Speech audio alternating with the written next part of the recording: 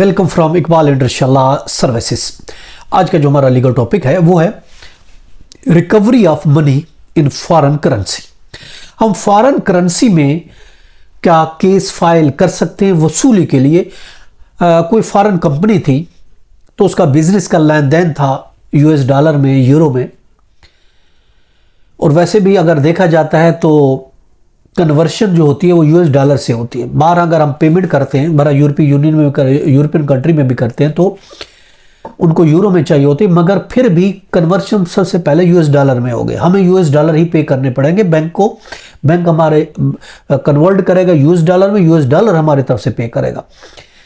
अब अगर हमारा कोई लेन देन है और उसने केस फाइल किया है फॉरेन करेंसी में, या वैसे हमारा कोई लेन देन था फॉरेन करेंसी में, यूएस डॉलर में था या फिर किसी और यूरो में था, पाउंड स्टर्लिंग, कुछ भी हो सकता है, तो किस तरीके से हम वो पैसा वो यूएस डॉलर वसूल कर सकते हैं। देखिए, अगर हम कानून की बात करते हैं, इसको कानून जो डील करता है वो है फॉरेन एक्सचेंज रेगुलेशन एक्ट है 1947 का। इसके अलावा कॉन्ट्रैक्ट एक्ट है 1872 का। ऑफ कोर्स सूट फाइल करते हैं तो याद रखें रिकवरी का सूट हमेशा सीपीसी सिविल प्रोसीजर कोड के तहत ही फाइल होता है, और जिसको रिलेट करते हैं कि हमारे के साथ कॉन्ट्रैक्ट एग्रीमेंट, कॉन्ट्रैक्ट एक्ट के तहत 1872 के हमारे साथ इसलिए ये कॉन्ट्रैक्ट हुआ था, और फॉरेन करेंसी को लिए फॉरेन एक्सचेंज रेगुलेशन एक्ट 1947 का वो इसको डील करता है।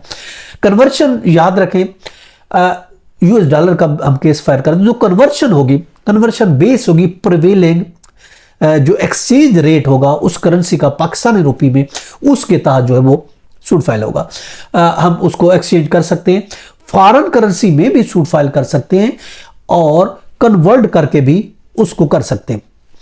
क्या पाकिस्तानी कोर्ट में हम फॉरेन करेंसी का केस फाइल कर सकते हैं? देखिए, कानून में कोई किसी किस्म की कोई प्रोहिबिशन नहीं है, कोई बार नहीं है, कोई पाबंदी नहीं है कि आप पैसे की रिकवरी के लिए कन्वर्ट करके सिर्फ रुपीज में ही केस फाइल करेंगे, ऐसा कुछ भी नहीं है, बल्कि आप फॉरेन करेंसी में भी रिकवरी का सूट फाइल कर सकते हैं।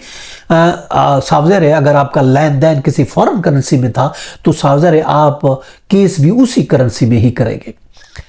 फॉरेन करेंसी में आपको अलाउ है, और कोर्ट जो है आपको आपकी जो जजमेंट देगी वो फॉरेन करेंसी में देगी, या फिर कोर्ट उसकी फॉरेन करेंसी में भी जजमेंट दे सकती है, या इसके अलावा इक्विवेलेंट इन रुपीज उस रेट, उस डेट पर जो पाकिस्तान रुपीज में कन्वर्ट करके जो रेट हो उस पर भी कोर्ट जजमेंट दे सकती है, और फॉरेन करेंसी में भी दे सकते हैं। ज़्यादातर ऑप्शन यही है कि कोर्ट जिसमें आपने रिकवरी का सूट फाइल किया, कोर्ट उसी करेंसी में आपको जो है वो आपको डिग्री पास करेगी।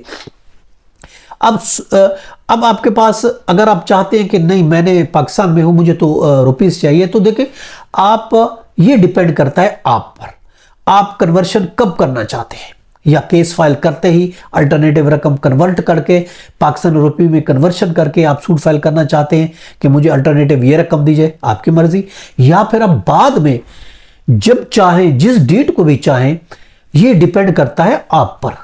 आप कन्वर्शन उस वक्त कर सकते हैं और फॉरेन करेंसी को पाकिस्तानी रुपये में जो डेट प्लेंटिफ चाहेगा, जो डेट मुद्दाई चाहेगा, उसी डेट में पैसे की कन्वर्शन होगी। अगर वो कहता है कि जजमेंट के टाइम, तो उसी टाइम कन्वर्ट होगा।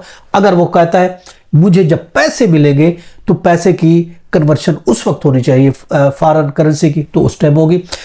या फिर वो कहता है एग्जीक्यूशन के टाइम, जो मुद्दाई चाहेगा वही होगा। मुद्दाई जिस डेट में भी कहेगा तो कन्वर्शन की डेट वही होगी, जजमेंट डेटर की भी नहीं होगी, बल्कि प्लेंटिफ डिग्री होल्डर पे डिपेंड करता है। वो जो चाहेगा, जिस डेट पे चाहेगा, उस वक्त उसको कन्वर्शन कर दी जाएगी। इस पर सुप्रीम कोर्ट की रूलिंग है जो हम आपको बता रहे हैं, वो है 1992 SCMR पेज है 2238। 1992 सुप्रीम कोर्ट मंथली जो रिव्यू है SCMR, उसकी पेज है 2238 2238। ये था हमारा आज का लीगल लेक्चर। इजाजत, कल फिर मिलते हैं। अल्लाह हाफिज।